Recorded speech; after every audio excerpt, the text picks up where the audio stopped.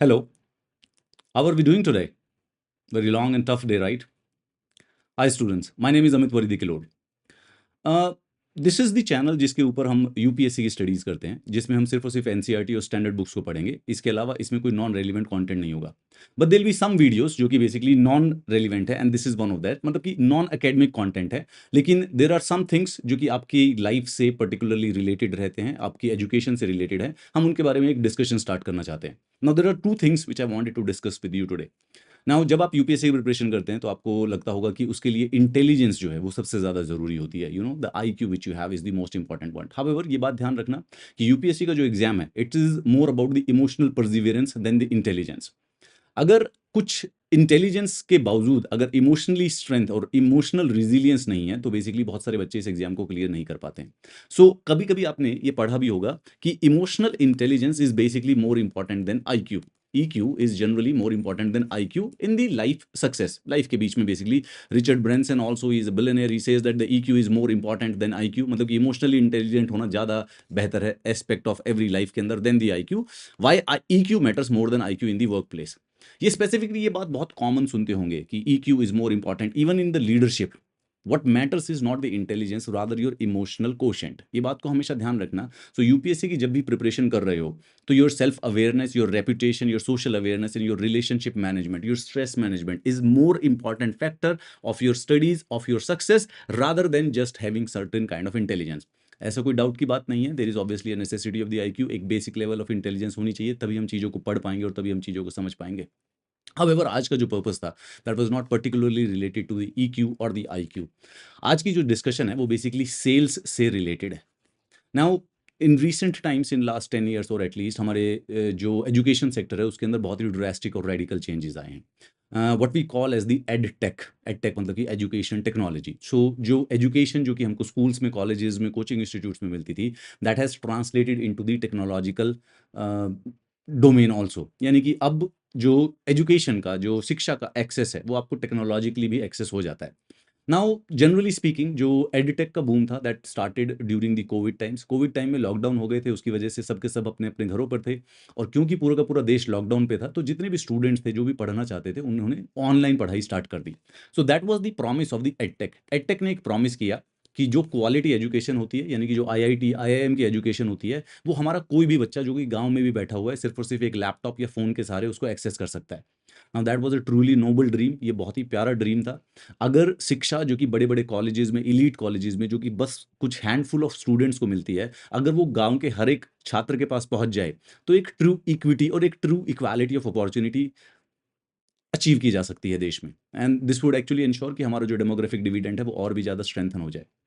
However sadly मैं भी खुद बेसिकली एक मतलब एडटेक्स में काम करता रहा हूँ। सैडली आई थिंक कहीं न कहीं पे हमने ये प्रोसेस जो था, ये जो एम था, ये जो नोबल कॉज़ था, उसको लूज़ कर दिया। एडटेक सडनली सेल्स की तरफ चली गई। Now generally speaking when everything enters the corporate room, जब कॉर्पोरेट डिपार्टमेंट में या चीज़ें कॉर्पोरेटाइज़ होती हैं, तो चीज़ें प्रोडक्ट बन जाती हैं rather than actually the service. तो एक प्रकार से एजुकेशन जो है वो कभी भी प्रोडक्ट में बदलाव नहीं होना चाहिए था। जैसे ही कोई चीज़ प्रोडक्ट बन जाती है तो उसकी सेल्स के ऊपर फोकस करना पड़ता है। नाउ हमने एक पुराना आई थिंक एक बहुत बड़ी एजुकेशनल टेक्नोलॉजी कंपनी थी जिसको बायजूस के नाम से आप जानते होंगे। And due to the certain reasons उनका एक बहुत ही मीटियोरिक राइज हुआ था, लेकिन ड्रास्टिकली विद इन 1 और 2 ईयर्स वो बेसिकली कंप्लीटली फॉल डाउन हो गए। एंड उनके ऊपर कुछ एलिगेशंस लगाई गई थी जिनमें वो सेल्स के लिए कुछ शेडी प्रैक्टिसेस यूज़ करते थे। ना मेरे पास टेलीग्राम में ये सॉरी इंस्टाग्राम पे बेसिकली किसी बच्चे ने ये भेजा कि कुछ एजुकेशन टेक्नोलॉजी के जो सेल्स काउंसलर्स होते हैं जो कि बेसिकली हमें कोर्सेज को सेल करते हैं, उन्होंने उनको ये मैसेज किया। ना ये बच्चे और सेल्स काउंसलर के बीच में बातचीत हो रही थी।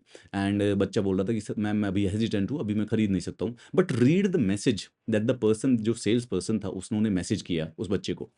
इन्होंने कहा कि you have been inquiring for UPSC batch for days, saying that कि तुम कभी ना कभी कल आज ज्वाइन करोगे, आज ज्वाइन करोगे। You wasted not only your own time but mine as well. Look at the passive aggression in it. Let me be very clear, with this kind of mindset, you will never clear UPSC. एक sales counsellor जो कि basically एक course को cell करने की कोशिश कर रहा था, उसने बच्चे के ऊपर एकदम साइकोलॉजिकल अटैक कर दिया कि ये रोज-रोज ऐसे करते रहोगे तो तुम्हारे जैसों से यूपीएससी क्लियर नहीं होगा।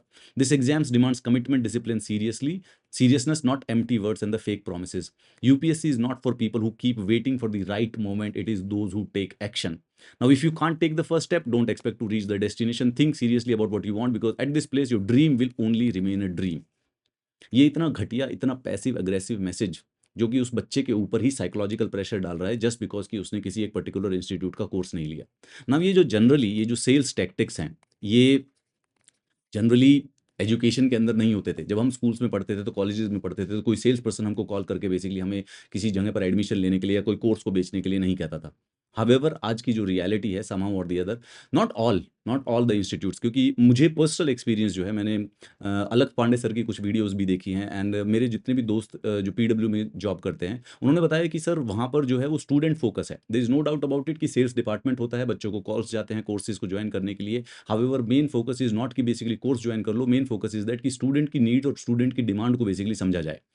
तो ये 2 बातें मैंने पीडब्ल्यू से सीखी कि वहाँ पर जो वर्क कल्चर है वो बहुत ही अच्छी है, एंड समहाउ और द अदर वहाँ पे फैकल्टीज़ को, जो टीचर्स हैं, उनको एक्चुअली में दिल से रिस्पेक्ट दी जाती है। लेकिन सारे के सारे एडटेक जो हैं एक जैसे नहीं होते। कई जगहों पर जो इन्फॉर्मेशन है या फिर जो बेसिकली कल्चर है वो कंटैमिनेट हो जाती है, करप्ट हो जाती है। और जहाँ पर करप्ट हो जाती है, इस प्रकार के मैसेजेस आने लग जाते हैं। Look at the you read the message on your own. You have been inquiring about the UPSC batch for days, saying every day wasted not only your own time but mine as well. Let me be very clear, with this kind of mindset, you will not clear UPSC. किसी का हक नहीं है किसी भी बच्चे को ये बताना, और खासकर से इस प्रकार की धमकी वाली भाषा में, इस प्रकार की। अब जो ये सेल्स टैक्टिक ना, सबसे बड़ा एग्जांपल हमारे पास ये है कि जो शेडी सेल्स टैक्टिक्स थे, जब वो बायजूस ने यूज़ किए थे, तो उसकी वजह से हम देख ही रहे हैं कि इस समय क्या हो रहा है। नाउ हम पूरी की पूरी इन्फॉर्मेशन तो नहीं जानते हैं बायजूस के बारे में। हो सकता है कि वो एलिगेशंस हो सकता है कि कुछ और मैनेजमेंट की प्रॉब्लम्स हो, so we are not talking about that. हम एक बेसिकली इस समय जो करंट एडटेक में हैं वो बात कर रहे हैं। So as a teacher, as an UPSC educator, मैं सारी की सारी एडटेक्स, जितने भी बड़ी-बड़ी एडटेक्स जो बन गई हैं, मैं उनसे बात करना चाहता हूँ। मैंने ये मैसेज देना चाहता हूँ कि इर्रिस्पेक्टिव ऑफ